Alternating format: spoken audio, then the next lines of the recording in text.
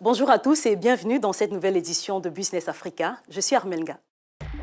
À suivre, l'avenir du secteur des mines en examen lors de la conférence annuelle des investissements miniers en Afrique du Sud. Flux financiers illégaux, l'Afrique perd 80 milliards de dollars chaque année. Et puis au Cameroun, la première unité de décortiquage des graines de courge fait son entrée dans l'industrie. Avec 20% de la croissance du produit intérieur total de l'Afrique et 77% des exportations totales, le secteur des mines a nettement amélioré sa production ces dernières années. C'est l'un des points positifs évoqués lors de la conférence mondiale sur les investissements miniers tenue au Cap en Afrique du Sud. Le compte rendu de Claire Moutindi et William Baya. La conférence annuelle d'Indaba, considérée comme la plus grande conférence mondiale sur les investissements miniers, s'est ouverte plus tôt cette semaine au Cap, en Afrique du Sud. Les participants y discutent des questions relatives aux investissements dans le secteur, au marché, mais aussi à la responsabilité sociale des entreprises. Nous avons plus de 220 milliards de rentes d'investissement dans le projet de pipeline, ce qui comprend l'énergie des minéraux industriels de PMG et les métaux non ferreux. L'ancien président nigérian Olusegun Obasanjo a pour sa part souligné l'apport des mines dans les économies africaines. Le secteur a fourni 20% de la croissance du produit intérieur total du continent, 77% des exportations totales et 42% des recettes publiques. L'édition 2018 de la conférence d'Indaba s'intéresse particulièrement aux questions de santé et de sécurité en rapport avec le secteur minier.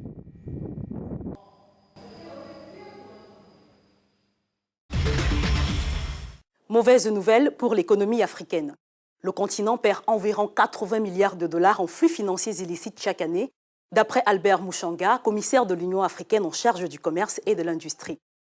Une question prise très au sérieux par les chefs d'État et de gouvernement qui, désormais, veulent mettre fin à la fuite de ces ressources vitales hors de l'Afrique. Les explications de Ruth Lago et Ignatius Sianor. 80 milliards de dollars, c'est la somme que perd chaque année l'Afrique, conséquence des mouvements frauduleux d'argent ou de capitaux d'un pays à l'autre. Il s'agit en somme des capitaux illégalement gagnés, transférés ou encore utilisés, des flux financiers illégaux en d'autres termes. Selon Albert Mouchanga, le commissaire de l'Union africaine, à l'origine de cette révélation, dans la pratique, 70% de ces FFI proviennent des industries extractives, c'est-à-dire des ressources minérales. Ces corporations utilisent une large gamme de méthodes de comptabilité, notamment la surfacturation et la falsification des prix pratiqués, dans le but d'éviter de payer des impôts ou de déclarer des dividendes. Une autre pratique consiste à concentrer les revenus miniers dans des paradis fiscaux.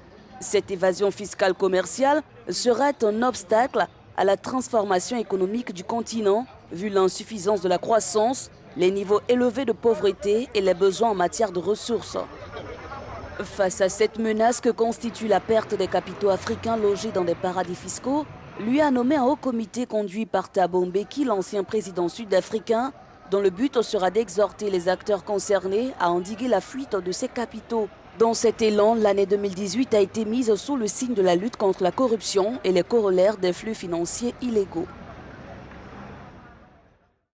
Pour en parler, nous avons en ligne depuis Addis Abeba, en Éthiopie, le docteur Ngensia Kwasi, directeur des affaires économiques de la Commission de l'Union africaine. Bonjour Monsieur Ngensia et bienvenue dans Business Africa. Bonjour. L'Afrique perdrait 80 milliards de dollars par an du fait des flux financiers illégaux, d'après les déclarations d'Albert Mouchanga, commissaire de l'Union africaine au commerce et à l'industrie. Quelles pourraient être, selon vous, les causes de cette fuite des capitaux sur le continent africain? C'est une très bonne question. Oui, c'est une très bonne question. Effectivement, le continent africain connaît une hémorragie de manière sérieuse, dangereuse et assez particulière dans le monde.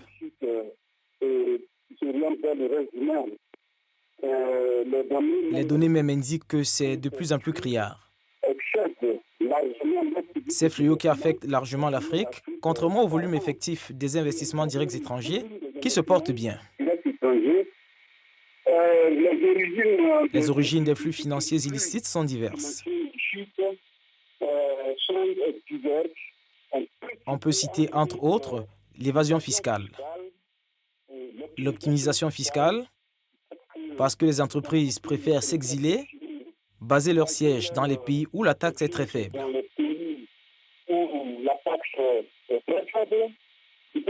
On peut citer également les petites unités absorbées par les grands groupes étrangers qui seraient basés en Afrique.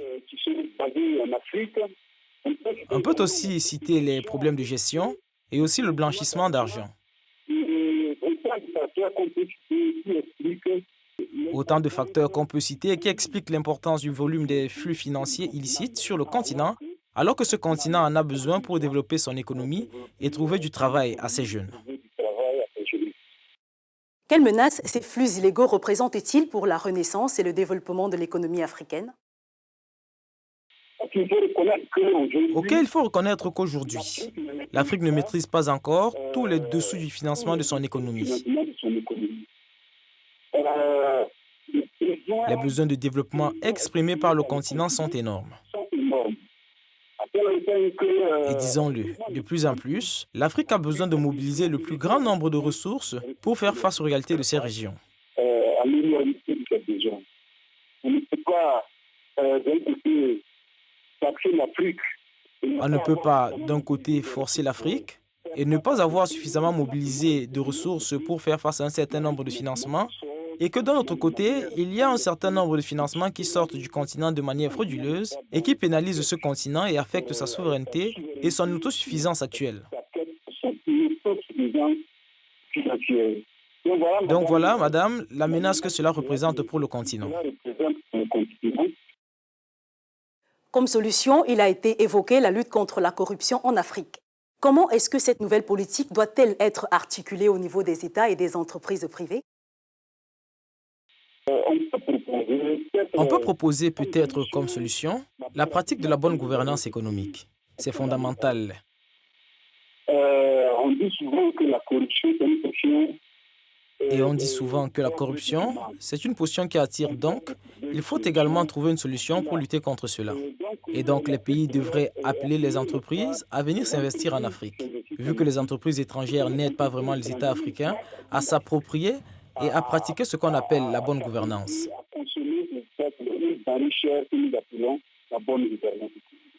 Ensuite, il faut lutter contre l'optimisation fiscale et annuler les demandes de certaines entreprises des pays impliqués dans des paradis fiscaux et faire en sorte que tous les agents économiques, je dis bien tous les agents économiques, les individus, les ménages, les entreprises, les administrations, soient impliqués dans la lutte contre la corruption.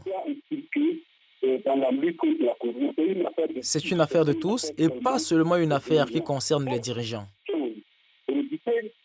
Autre chose à éviter, c'est que les gens ne soient tentés de se faire corrompre ou alors de poser des actes de corruption. Nous pensons qu'en Afrique, les salaires des travailleurs du privé comme du public subissent l'impact du coût de la vie. Il faut également lutter contre les inégalités. Merci René Ngessia Kwasi d'avoir répondu à nos questions. Je rappelle que vous êtes le directeur des affaires économiques de la Commission de l'Union africaine. Dans quelques instants, nous prendrons la direction de Yaoundé, la capitale politique du Cameroun, nouvellement dotée de la première unité de décortiquage des graines de courge. C'est après la pause.